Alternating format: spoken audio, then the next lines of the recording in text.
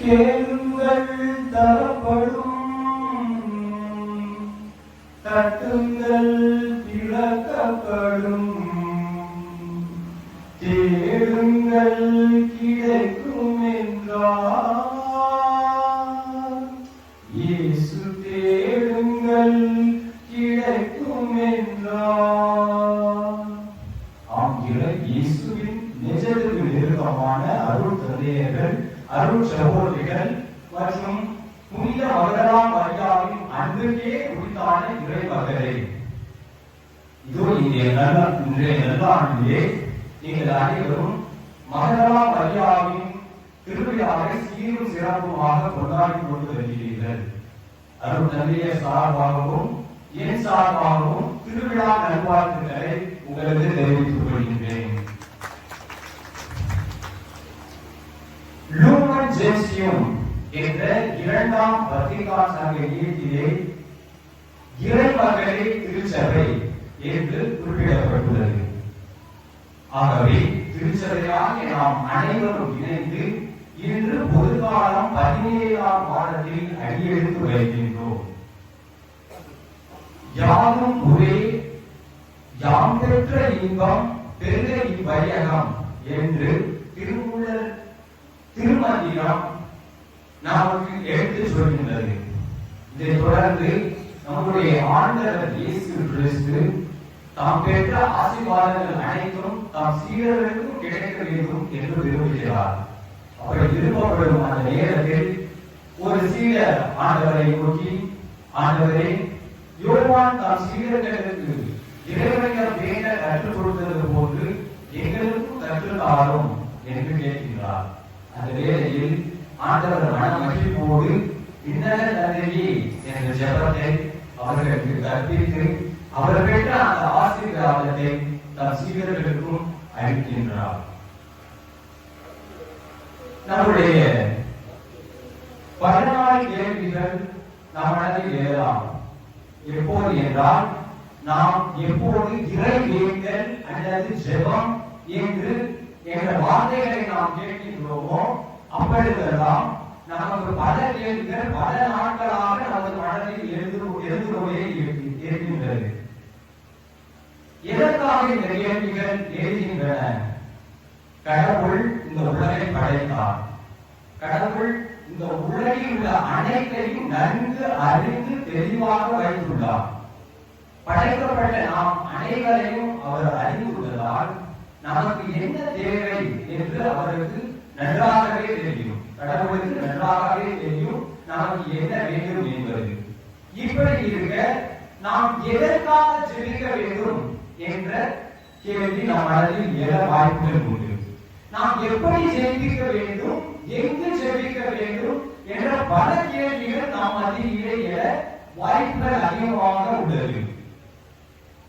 நாம் கேள்விகளை எண்ணி பார்த்தால் விடைகள் நமக்கு தெரிந்த விடைகளை விட கேள்விகள் தான் அதிகமாக இருக்கும் என்று தோன்றும். ஆனால் இன்றைய இறை வார்த்தைகளில், இன்றைய இறை வழிபாடுகளில், இறை வார்த்தை வழிபாடுகளில் 2 சிறிய விடைகள் இத்தனை வினாக்களுக்கும் நமக்கு கொடுக்கப்பட்டுள்ளது. முதலாவது விடை, ஜெபம் என்பது, இறை வேண்டல் என்பது நமக்கும் கடவுளுக்கும் இடையே இருக்கும் உறவு. இறைவனை ஒரு தந்தையாக பாவிக்கின்றோம். நாம் அனைவரும் இறைவனை மகனாகவும் மகனாகவும் பாவித்து நமக்கும் தந்தைக்கும் இடையே ஒரு உரையாடலை ஏற்படுத்துகின்றோம். இந்த உரையாடல் வலுப்பெற்று அது ஒரு உறவாக மாறுகின்றது. இந்த உறவே ஜெபம் என அழைக்கப்படுகிறது. இந்த உறவில் நாம் தந்தையிடம் பல கேள்விகள் கேட்கின்றோம், பல தேவைகளை முன்வைக்கின்றோம். தந்தையும் நமக்கு வழங்குகின்றார். இதுவே ஒரு ஜெபமாக அமைகின்றது. நாம் அனைவரும் பார்த்து போதும் விஜய் டிவி என்ற ஒரு தொலைக்காட்சி உள்ளது. அதில் நீயா நானா என்ற ஒரு காட்சி ஒளிபரப்பாகிறது. பல வாரங்களுக்கு முன்பாக யதார்த்தமாக நான் அதை காண நேர்ந்தது. அதில் பெற்றோர்களுக்கும் பிள்ளைகளுக்கும் இடையேயான ஒரு வாக்குவாதம் போல ஒரு காட்சி அது. அதன் தலைப்பு பெற்றோர்களுக்கு பிள்ளைகள் வரமா சாபமா என்பதுதான் அதன் தலைப்பு. அதில் பல அம்மாக்கள் அப்பாக்கள் அமர்ந்திருக்கிறார்கள், அவர்களுடைய பிள்ளைகள் மறுபக்கம் அமர்ந்திருக்கிறார்கள். இருவரும் விவாதித்துக் கொண்டிருக்கிறார்கள். அப்படியாக நடந்து கொண்டிருக்கும் வேளையில் ஒரு தாய் பேச தொடங்குகிறார். அவள் பேச தொடங்கும் அந்த நேரத்தில் அவளது கண்களில் இருந்து தண்ணீர் பெருங்கெடுத்து ஆராய் வழிகின்றது. அதை வழிநடத்தி கொண்டிருப்பவர் அமைதியாக, அம்மா கொஞ்சம் பொறுமையா சொல்லலாமா, அழாதீங்கம்மா அப்படின்னு சொல்லிவிட்டு அந்த அம்மாவை அமைதிப்படுத்திவிட்டு பிறகு அந்த அம்மா பேச ஆரம்பிக்கிறான். அவங்க சொல்றாங்க, என் பிள்ளைக்கு விவரம் தெரிஞ்சதுலேருந்து இந்த வரைக்கும் என் பிள்ளை எங்க எதுவுமே கேட்டதில்லை சார் அப்படின்னு அந்த வழிநடத்துறவர்கிட்ட சொல்றாங்க. அந்த பையன் காலேஜ் படித்தாரு. இந்த வரைக்கும் விவரம் தெரிஞ்ச காலத்திலேருந்து எங்க எதுவுமே கேட்டதில்லை சார், அதனால எனக்கு ரொம்ப கஷ்டமா இருக்கு. அவன் என்ன கேட்டாலும் எப்படியாவது நான் வாங்கி கொடுத்துருவேன், ஆனா எதுவுமே கேட்க மாட்டேங்கிறான் அப்படின்னு சொல்லிட்டு அந்த அம்மா அழுகுறாங்க. அந்த சாதம் அந்த பையன் கேட்கிறாங்க, நபி உனக்கு ஏதாவது தேவை இருக்காப்பா, நீ கேட்பா, நம்ம வாங்கி அவங்க அம்மாவால முடியாட்டி நம்ம வாங்கி கொடுக்கணும், ஒன்றும் பிரச்சனை இல்லப்பா அப்படின்னு சொல்லிட்டு அந்த சாதம் கேட்கிறாரு. அந்த பையன் நினைச்சு, இல்ல சார் எனக்கு எந்த தேவையும் இல்லை, எனக்கு போதுமான எண்ணெய் இருக்குது, அதனாலதான் நான் எதுவும் கேட்கறது இல்லை அப்படின்னு சொல்லிட்டு அந்த அம்மியை சொல்றாரு. அந்த அம்மா உடனே அழுவ ஆரம்பிச்சாராம். திருப்பி ஏதாவது கேட்க சொல்லுங்க சார், எதுவுமே கேட்க மாட்டேங்கிறான் அப்படின்னு சொல்லிட்டு அழுவாங்க.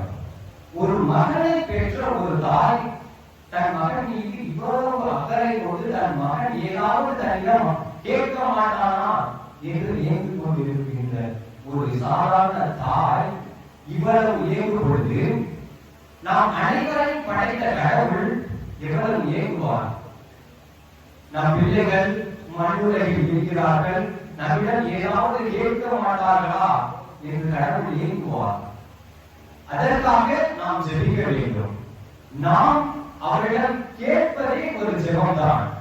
நாம் நம்பிக்கையுடன் கேட்பதே ஒரு ஜெபமாக அமைகின்றது. இது முதலாவது விடை. இரண்டாவது விடை சிரிப்பு மற்றும் சிந்திப்பு.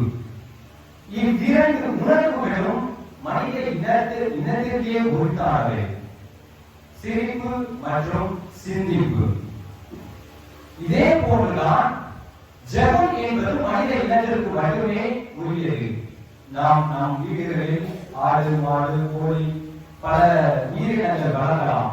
நாம் எங்கும் கேள்விப்பட்டிருக்க மாட்டோம், விலங்குகள் இறைவனிடம் ஜெபிக்கின்றது என்று நாம் கேள்விப்பட்டிருக்க வாய்ப்பில்லை.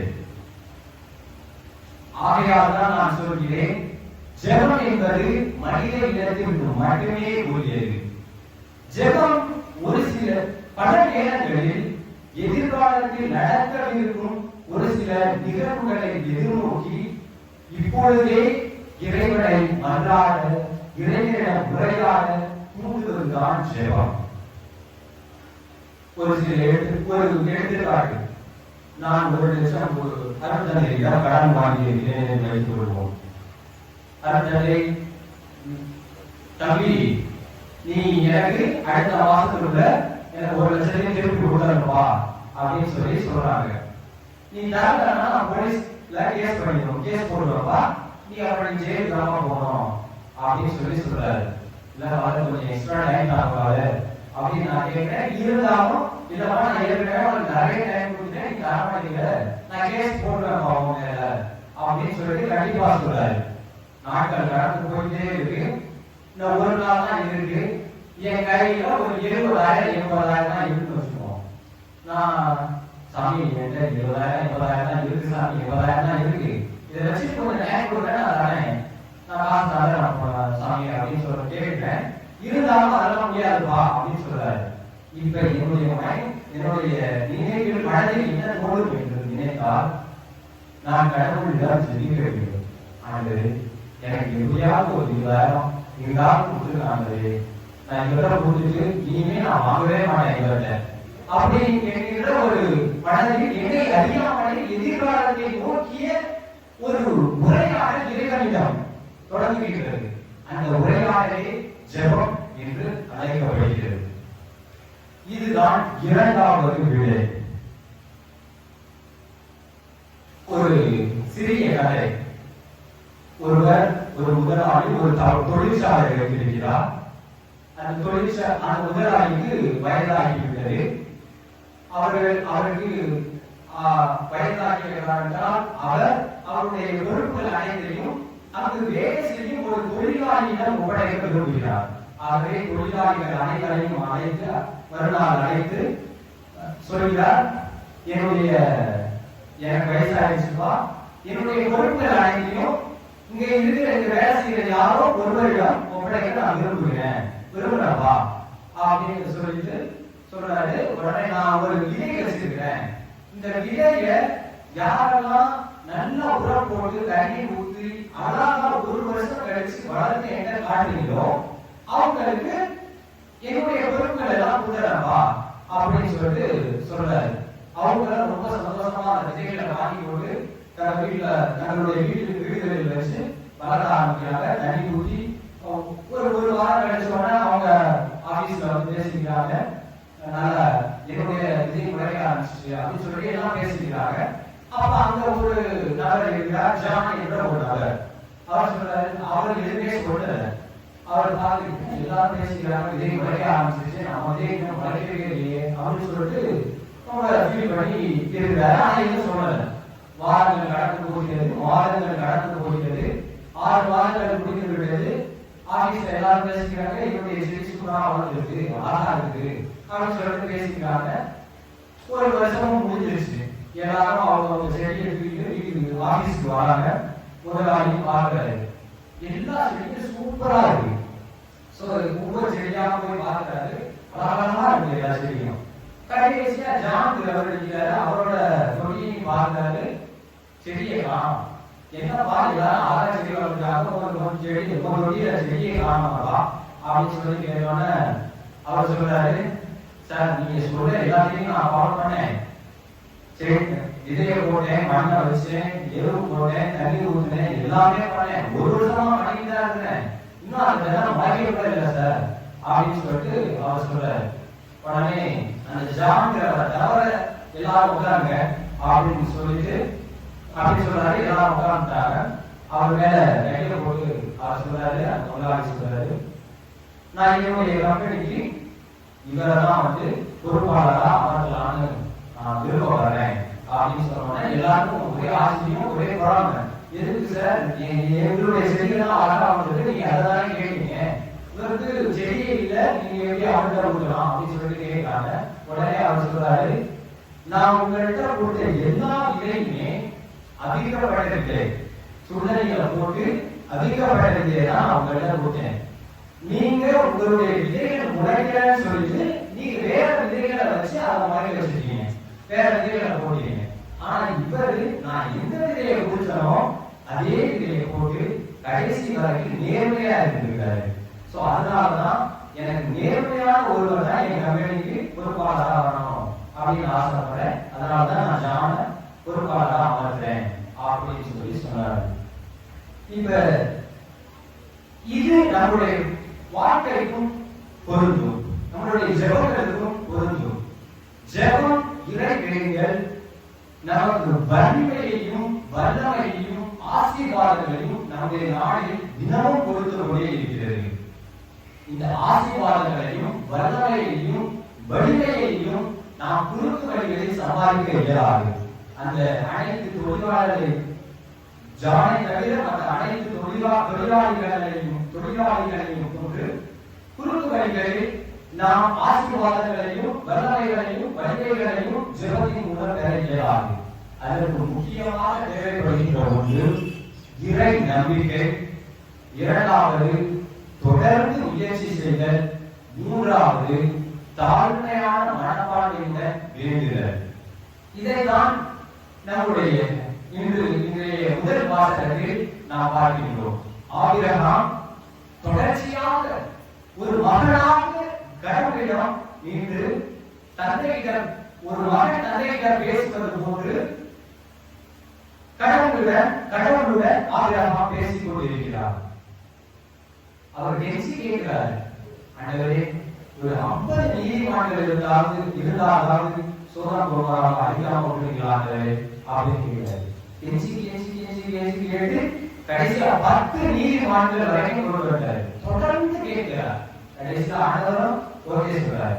கடைசியா என்ன நடக்குதுன்னா, சோதனை போவாரால 10 நீதிமான்கள் கூட இல்லாததால் 2-3 தூதர்கள் ஆபிரகாமை சந்திக்க வந்தார்கள். அவர்களுக்கு 2 தூதர்கள் சோதோம் கொமோராவை அழிக்க புறப்பட்டு சென்று விட்டார்கள். 10 நீதிமான்கள் கூட இல்லை. சோ இப்ப ஆபிரகாம் தொடர்ந்து இறைவனிடம் கடவுளிடம் வேண்டிக் கொண்டே இருக்கிறார்.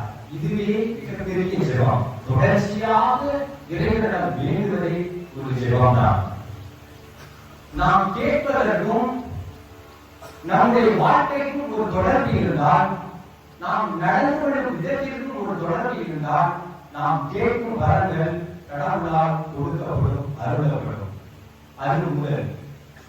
இரண்டாவது, என்னத்தான் ஆபிரகாம் தன்னையே ஒரு மகனாக கருதி கடவுளிடம் வேண்டி இருந்தாலும், கடவுளுக்கும் ஆபிரகாமுக்கும் இடையே ஒரு திரை இருந்தது.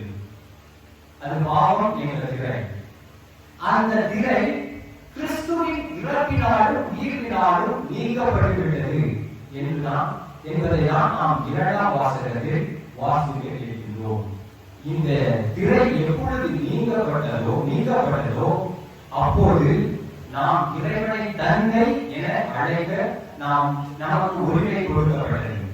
நாம் இறைவனை தந்தையாக பாவிக்க நமக்கு ஆசீர்வாதம் வழங்கப்பட்டது. இதைதான் நம்முடைய நற்செய்தி வாசகத்திலே பார்க்கின்றோம். நாம் எவ்வாறு தந்தையிடம் வேண்ட வேண்டும், என்னென்ன காரணிகள் அதற்கு தேவை என்பது இன்றைய நற்செய்தி வாசகங்களில் கொடுக்கப்பட்டுள்ளது. இன்றைய நற்செய்தி வாசகங்களை நாம் 3 பகுதிகளாக பிரிக்கலாம். முதலாவது பகுதி ஆண்டவர் தம் சீடர்களுக்கு கற்றுக் கொடுத்த ஜெபம், அதாவது விண்ணுலகில் இருக்கிற எங்கள் தந்தையே என்ற ஜெபம். இரண்டாவது நண்பர்கள் பற்றிய உவமை. நண்பர்கள் தொடர்ச்சியாக ஒரு நண்பர் மற்ற நண்பருடன் கெஞ்சி கேட்பது. மூன்றாவது கடவுள் நாம் ஜெபங்களை கேட்கிறார் என்ற வாக்குறுதி. முதல் 2 பகுதிகளில் நாம் என்ன கற்றுக்கொள்கிறோம் என்றால், விடாமுயற்சி. தொடர்ந்து நாம் கடவுளிடம் உறவாட வேண்டும், உரையாட வேண்டும். அந்த ஜெபத்தின் மூலம் இறைவன் நாம் வேண்டியவற்றை அருள்வார் என்பதுதான். மூன்றாவது அந்த பகுதி அதை உறுதி செய்கிறது. நாம் கேட்டோம் என்றால் நாம் தந்தை வழங்குவார் என்பதை உறுதி செய்கிறது. இந்த 3ம் நமக்கு கற்றுத்தரும் பாடம், நட்பு செய்ய முடியாத ஒன்றை ஜெபம் செய்து முடிக்கின்றது என்பதுதான். நட்பு செய்ய முடியாத ஒன்றை ஜெபம் செய்து முடிக்கிறது. நட்புக்காக திறக்காத கதவு நண்பரின் விடாமுயற்சிக்காக திறக்கப்படுகிறது என்பது 2வது நாம் கற்றுக்கொள்ள வேண்டிய ஒன்று. மூன்றாவது, தன்னையின் விரலை எட்டி தொட நாம் கொடுக்கும் குரலே ஜெபம். தந்தையின் விரலை தொட்டு எட்டி தொட நாம் கொடுக்கும் குரலே ஜெபம். நம்ம தந்தையோட அப்பாவோட கையை பிடிச்சிட்டு அழகா நடக்கிறோம் பார்த்தீங்களா? அப்ப சின்ன பிள்ளை அப்பாவோட அழகா பேசணும். அந்த மாதிரி கை பிடிச்சிட்டு அழகா பேசுறதுக்கு பேர் தான் ஜெபம். ஆகவே அன்பார்ந்தவர்களே, நம்முடைய வாழ்விலே நாம் இறைவனோடு உறவாட வேண்டும், உரையாட வைத்துக் கொள்ள வேண்டும். அதன் மூலம் இறைவன் நாம் வேண்டிய அனைத்தையும் நமக்கு அருள்வார். இதில் சந்தேகம் ஏதும் இல்லை. ஆகவே நாமும் இயேசு காட்டும் வழியிலும் இயேசு கற்றுத்தரும் வழியிலும் ஜெபிப்போம். தூய ஆவியையும் இறை ஆசிரியரையும் பெறுவோம். புனித மகதலேனாவை போன்று சாட்சிய வாழ்வு வாழ்வோம்.